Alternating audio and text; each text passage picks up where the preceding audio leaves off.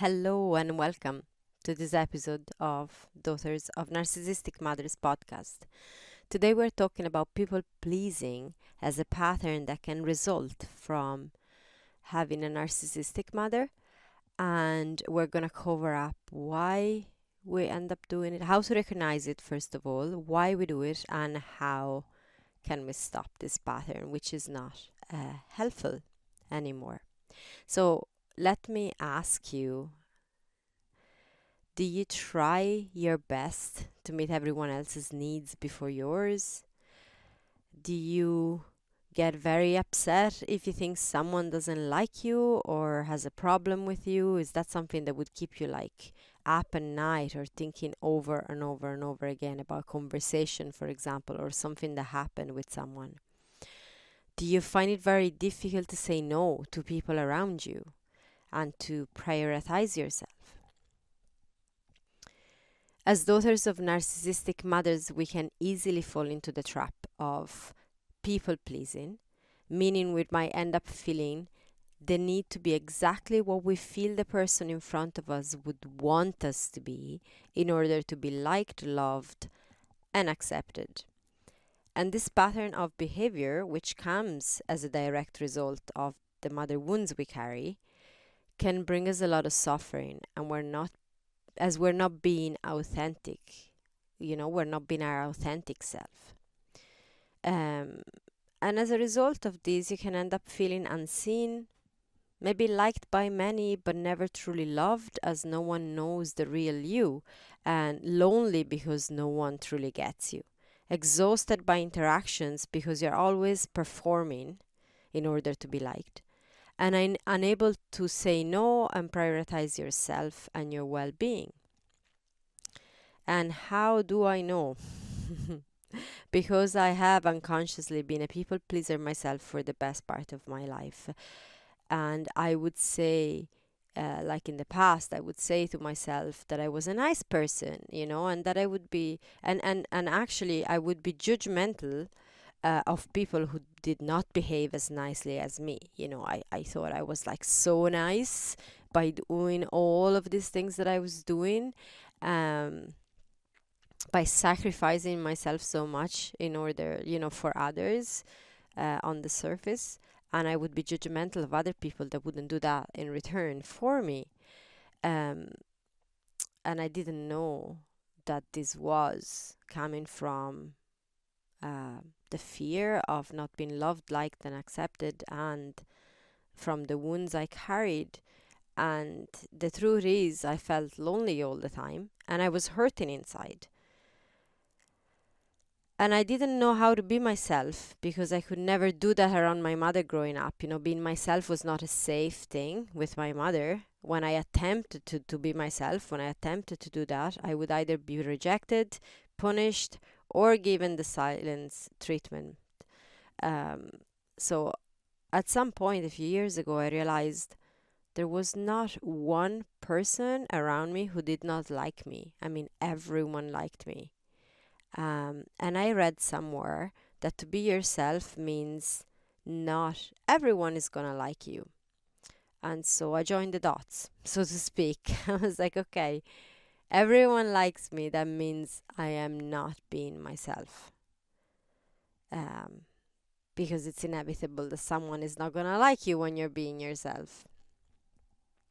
This new awareness of how much of a people pleaser I was made me realize how much pain I was actually in as a result of that, and how that was impacting every relationship that I had, and my life in general.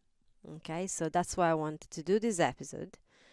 And so let's look first on how you can know if you are a people pleaser. What are the signs that you might be a people pleaser and that you might have this pattern active in your life. So first sign is the inability to say no. If you have a hard time saying no to people, even when what they're asking truly does not work for you, that is a sign you might be a people pleaser. Number 2, always agreeing with everyone. Have you a hard time expressing your opinions with others? So you might more often than not agree, even when inside yourself is not what you think or feel.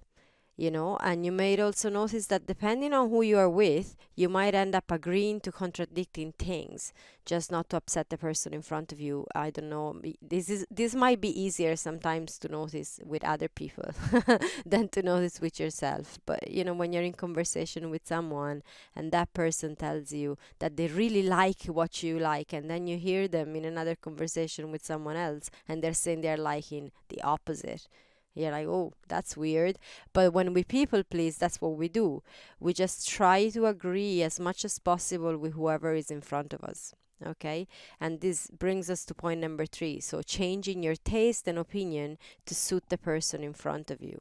Okay? So you're unable to say no, always agreeing with everyone, and you change accordingly to the person that is in front of you. Number 4, constantly seeking approval and validation. So you might be very good at figuring out what a person would want to hear, and you offer that not because it's true for you, again, but because it's going to get you the approval you seek. And you can read those signs, possibly because you've become super good at reading those signs with your mother, never to upset her. And so you can do that with everyone now. You're very skilled at that as a survival strategy. And so with this evidence that you can collect very quickly in a conversation, you can then behave in a way in order to get that approval and validation. Number 5, taking responsibility for other people's feelings.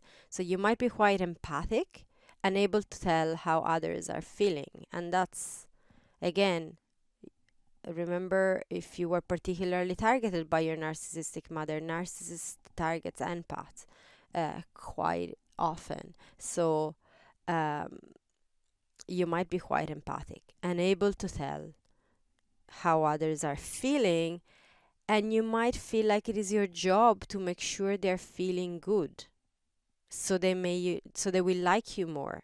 If you're the one that always has the words to make everyone feel good, then and you make it your job, because again, all of these things can be easily put into the category of characteristic that a nice person would have, and that's why it's so easy to not notice that you're actually people pleasing, and to, like I thought, and believe that you're just being a nice person, because it is nice to actually, in conversation with someone that isn't feeling that great, to be able to offer those words that can actually really help that person feeling better. And that's okay. But the thing that changes when it becomes like a people pleasing thing is when you're constantly doing that, when you're constantly trying to do that, even when it's not required, and when you're doing that out of a space of, if I don't do that, then they won't like me. And that's when it becomes hurtful, tiresome, and it's you not being yourself. Number 6, over apologizing. Again, this goes beyond the good habit of saying sorry when required, which is like what a nice person would do. I mean, you've done something that really upset someone else, and you can just say sorry. That's okay. But this is when you say sorry over and over, even for things that are not your fault or completely out of your control. And you do that just for fear of upsetting the other person. 7, constantly reading into others' behaviors.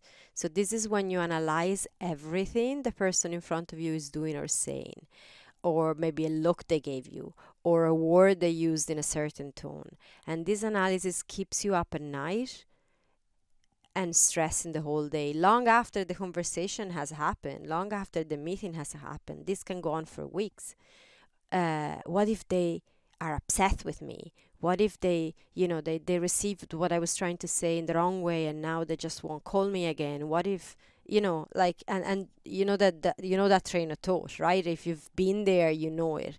And when that keeps you up at night and just keeps going on and on in your head, that is why you're constantly trying to read into other people's behavior. Number 8, editing your words.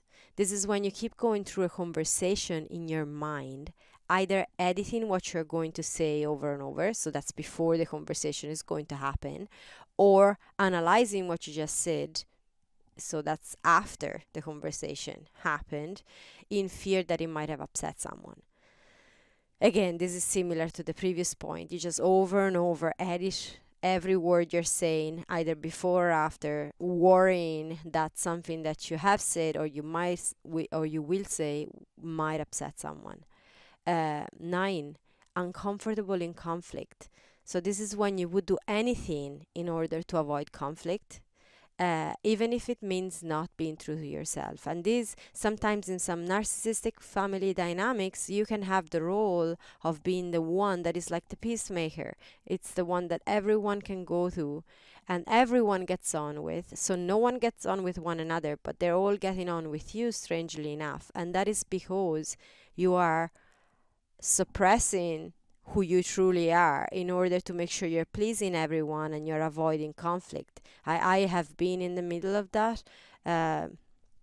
Actually, within my family, my entire life until very recent, I was the one that everyone could talk to in my family.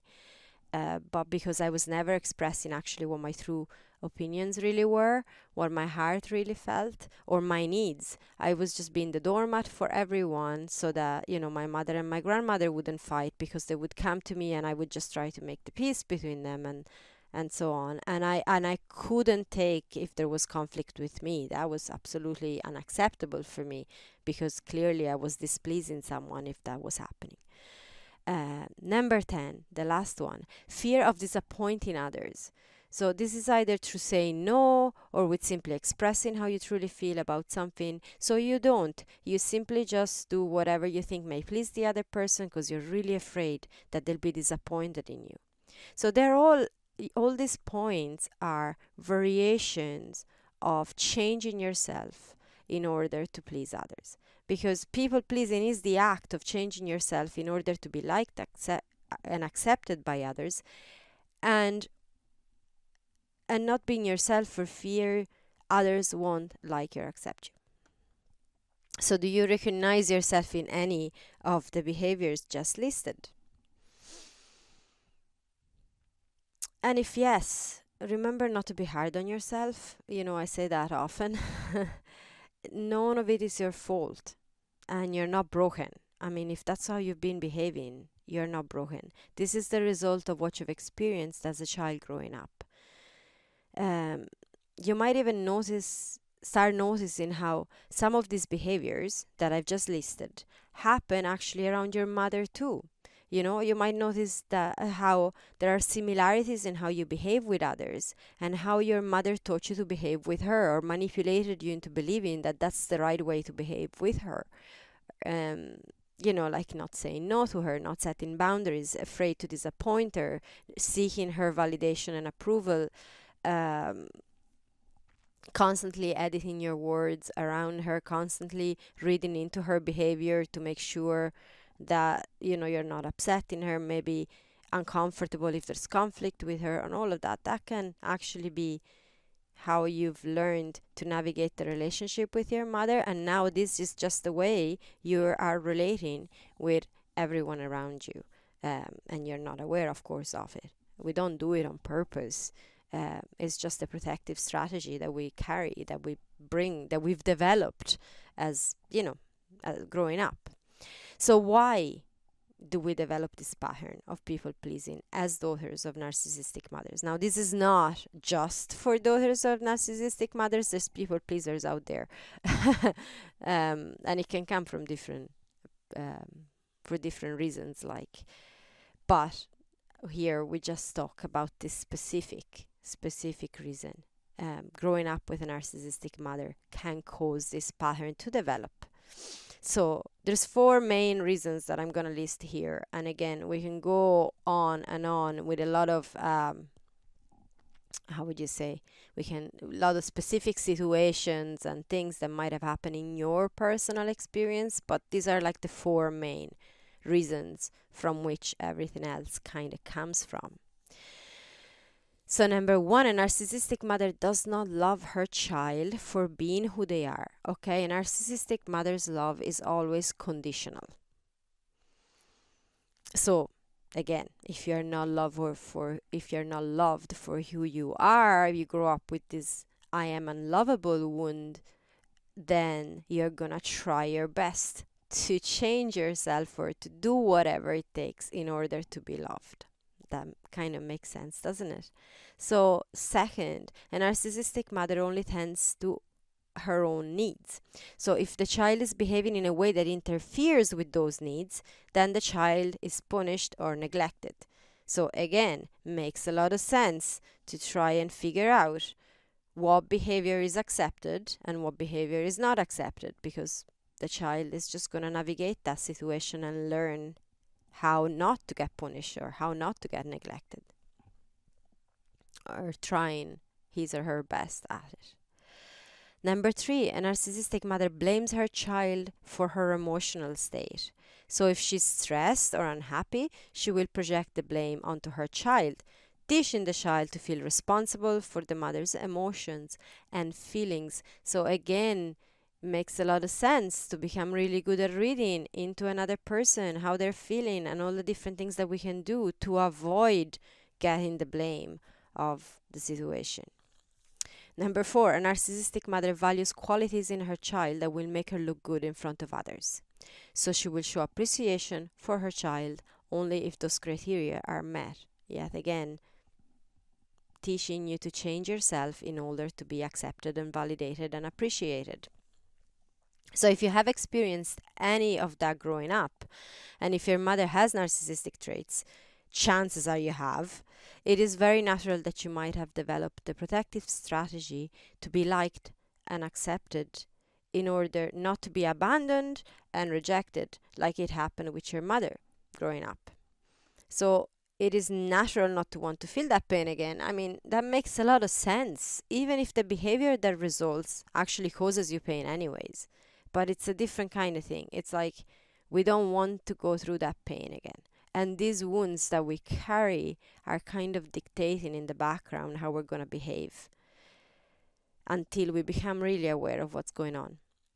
As Dr. Gabor Math explains, a child has two main needs: attachment and authenticity.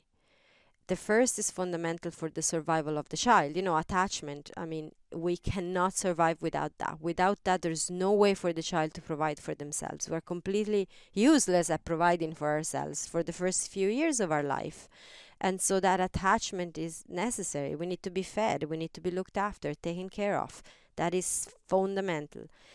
The authenticity is also really important, but not as an immediate necessity to survive for the first few years. So it's very natural and normal, if the attachment is at risk, to sacrifice the authenticity in order to maintain the attachment. As a small child, that makes sense, okay?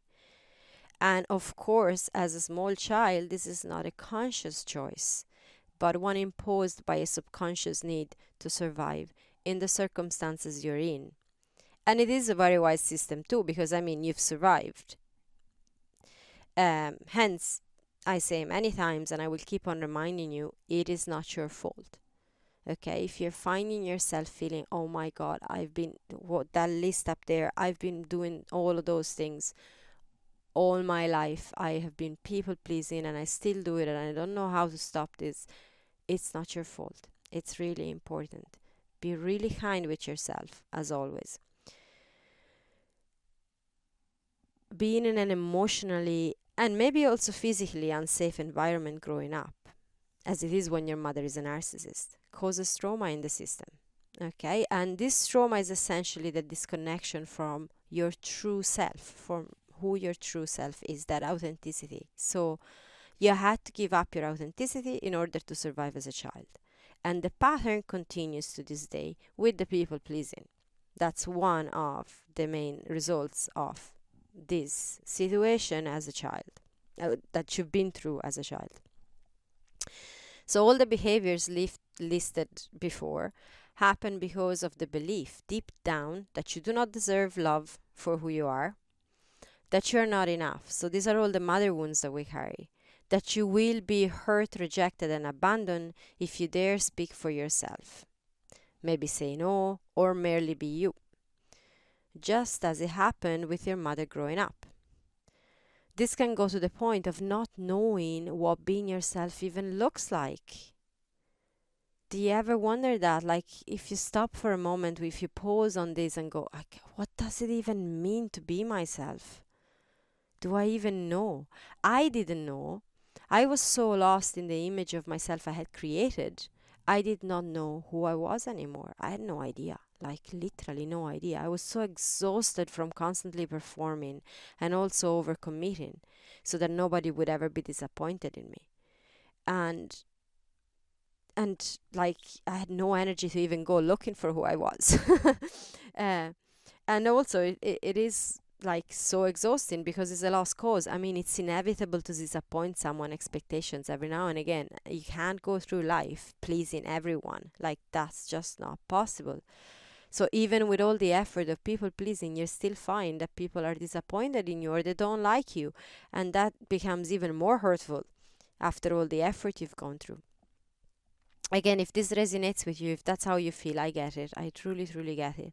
People pleasing leaves you feeling alone, exhausted, used by people, at risk of ending up in abusive relationships, overworked in your job, anxious and fearful of the opinion of others constantly, wanting to be alone, maybe because interacting with others is too exhausting. I've had that a lot of the time. Like, I just can't take interacting with people anymore and start describing myself as a highly introverted, shy person when I'm not actually, but it's just so exhausting to interact with others when you're constantly performing.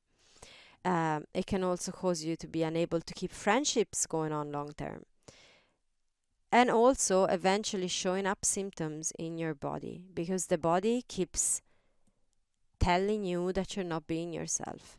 And if you don't listen, it's going to tell you louder and louder and louder until you get sick. So, what can we do to stop people pleasing and to reconnect with who we are? That is important because that is important. So, let's go into it. There's about 6 steps that I want to go through on how we can stop the people pleasing and reconnect with who we are.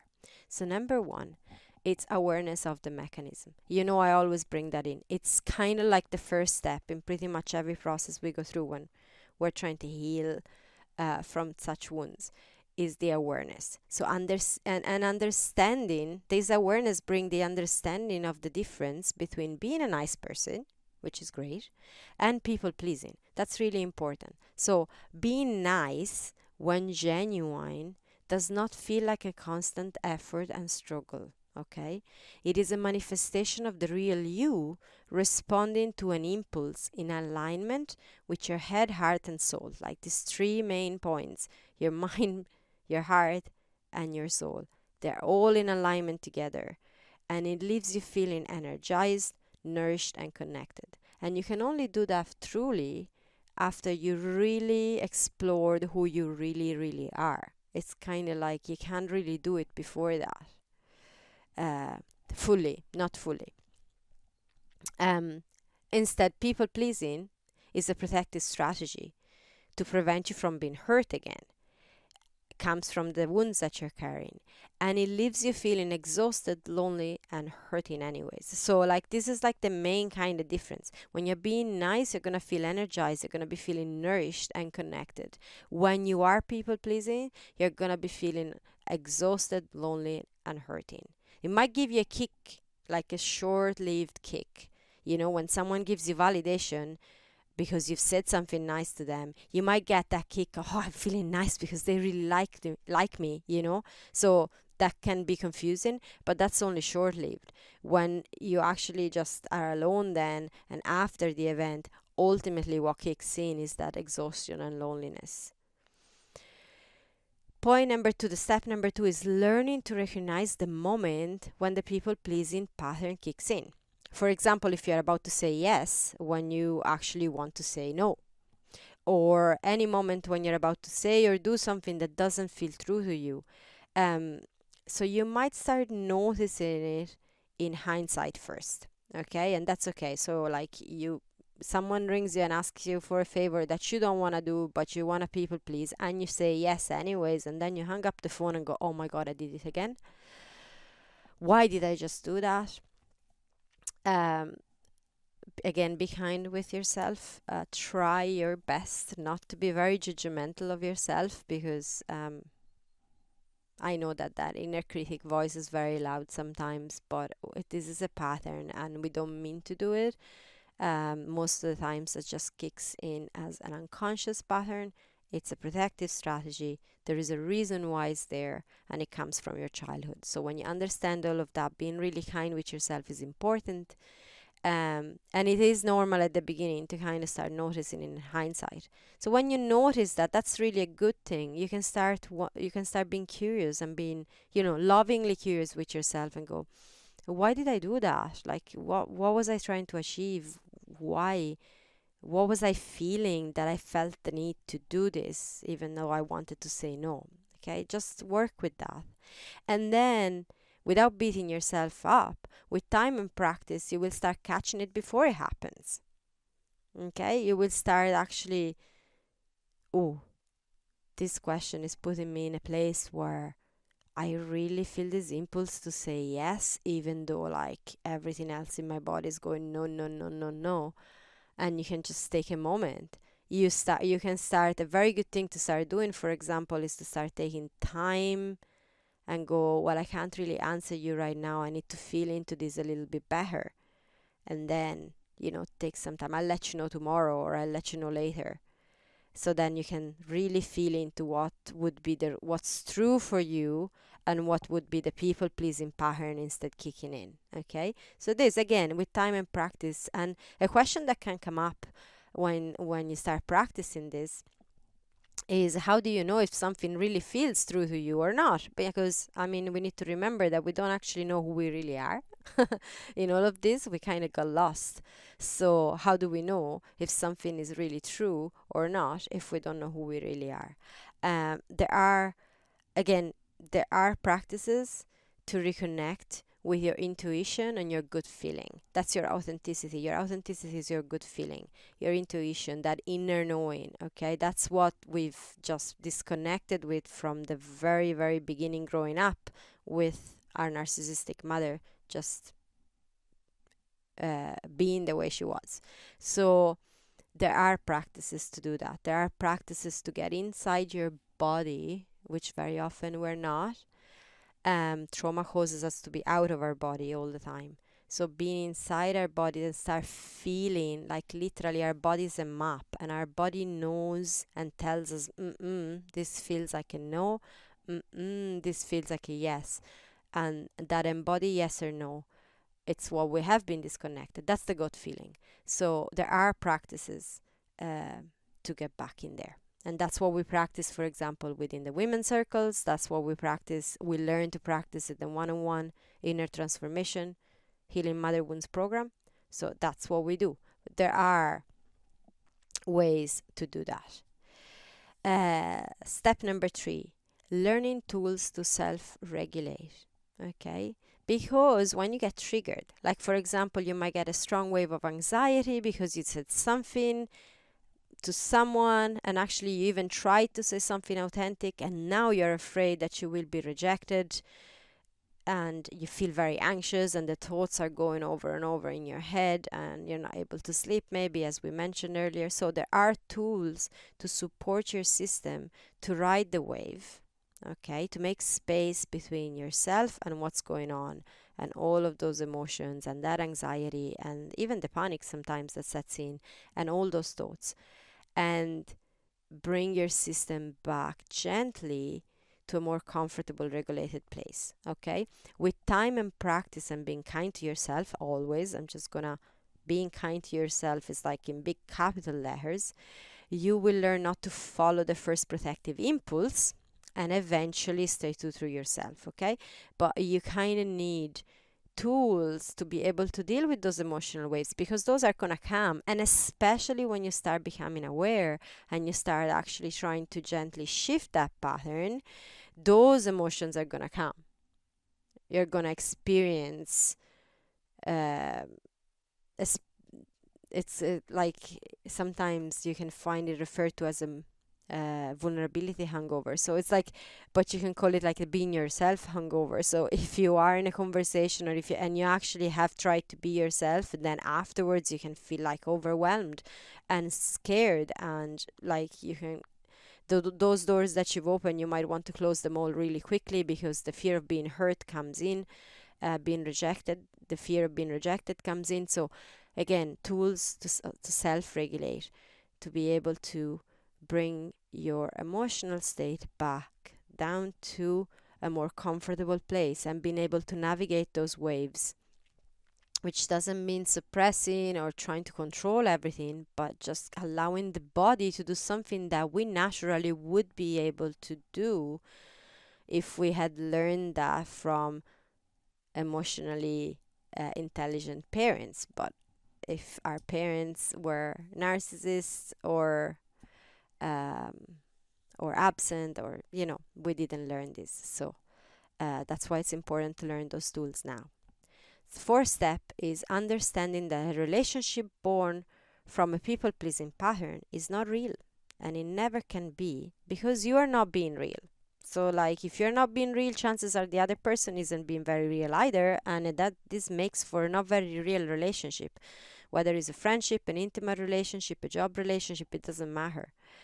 So stopping people pleasing will cause some people who are currently around you to possibly leave. This is inevitable. The true friends will stay, and they will be happy for you, and the others will go.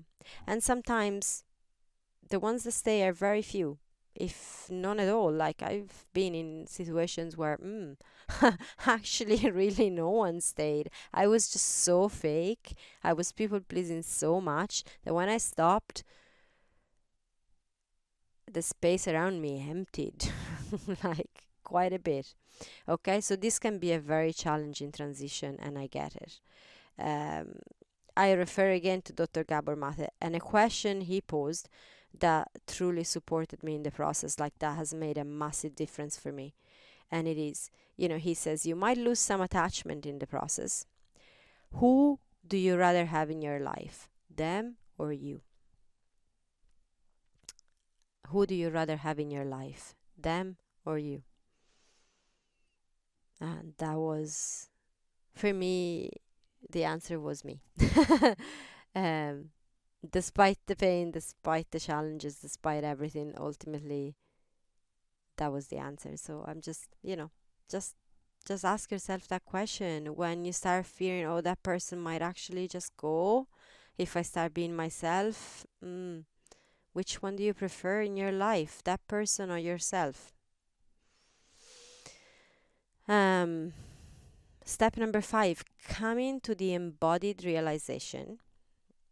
And again, this goes, when I'm speaking about embodied realization, it's something that goes beyond the first understanding of the concept from a rational perspective. Okay, in your head, you can understand a concept, but then how you feel inside is very different. Okay, so when you have an embodied realization, is because how you feel inside and what your mind have rationalized and understood, it's all like, like your body agrees with that first understanding that is only rational. Okay, so coming to the embodied realization that as a child you had no choice. You had to prioritize attachment over being your authentic self. It's a survival thing, so you had to do that. But as an adult, you have a choice. You're now a sovereign being. You're able to make your own decisions, and you have the power to choose to be your true self. And also, you deserve to be your true self. Okay, you deserve the life, the happiness, and the joy that comes from being your true self. It is your responsibility, really, in the sense that you're now response-able. Okay, the more awareness you gain, the more you're able to respond by choosing to be yourself, to love yourself, and to give space for yourself to get to know who you are. You can choose that. So now you have that choice. And as we said, a result of that choice is that some attachments might go. Some people that are around you right now might choose not to be around you. And again, that's their choice. Um, but again, which one do you prefer to have in your life? The people that are just there because it's, you're not being yourself and it's advantageous for them to be around because you please them all the time, or people that actually will know the true you and that will really love you for who you are. Step number 6, and the last one of this, is support. Okay, and why do I always put that in? Because I'm trying to be salesy. No, not because of that. Whether that support comes from you reaching out to me and joining one of the women's circles, or going for the one-on-one support with me, or whether you're looking for that support elsewhere where it feels the best place for you to get support, I don't care. So this is not a sales pitch. It is because support is truly important. Okay, wherever you can find that support, that is truly important. And it is important for you to know, and I want you to hear that you're not alone in this. Okay, to try and do all of this alone, to try and go through this journey of stopping such a strong pattern in your system and losing people around you possibly as a result of that, and going through a period where you don't know who you are because you're not using all these strategies anymore, so you don't know how to relate, and then discovering who you are. And that's a lot to do on your own, and you don't have to do it on your own. It is so healing and also absolutely essential to have people around you with whom you feel safe to explore who you truly are and feel safe to go through all this entire process, and who can hold space for you in those times when things get truly tough, because they do at times. When we're going through such a transformative process, there are periods of transition, and those periods of transition are tough. There's no other way to put it. I can't sugarcoat it for you. They're tough. And if you don't have support around you, you're gonna backtrack. You're gonna go, that there's that inner child that is gonna go, no way, I'm not gonna suffer like that. That's too much. It's easier to be in that not so comfortable comfort zone than to go through all of this. And that's where you need the support around you within a group of women, like a women's circle or one-on-one work of your choice. So again, there are offering that I am putting forward. There is always, like, the women's circle actually has started this week, and that's an amazing container.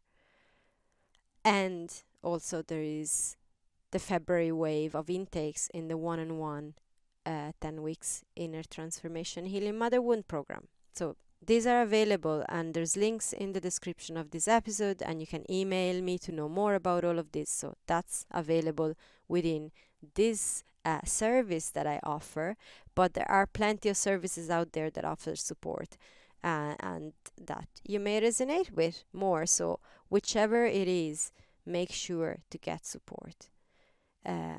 So should we recap this for a second? So the 6 steps to stop the people pleasing and reconnect with who you truly are: the awareness of the mechanism and the understanding of the difference between being nice and being a people pleaser. The second point is learning to recognize the moment when the pattern of people pleasing kicks in. Third point, learning to self-regulate to be able to navigate all the waves of emotions that come as a result of the people pleasing and of the transition. 4, understanding that a relationship born from people pleasing pattern is not real and it never can be. 5, realize fully and truly that as a child you didn't have a choice, that's true, but as an adult you now have, and it's your responsibility to choose what's best for you. And 6, getting support, a place where you can feel safe to explore all of this and go through all that is. And again, well, that's it for today. So if you have any questions on this, if you've recognized that you are actually a people pleaser, maybe you knew that before and this episode has actually just, okay, now really I can't deny this, or maybe it's the first time that you come across this and you have questions now, please reach out. There is the email, as I said in the description of this episode. You can ask questions, or you can share with me your more specific personal experience of it. And, if you have questions on that, I'll do my best to support you as always. And with that, I'm going to leave you and send you lots of love. Oh, and also remember that one way is the self-love guided practice. It's free and available as always. You can access that. There's a link in the description. And that practice, it's an opening, it's a place, it's a time, it's a space where you can actually start reconnecting with who you truly are, giving yourself the love that you deserve, and that can support you also in the process of stop this pattern of people pleasing. Okay, so with that said, much love to you. Bye for now.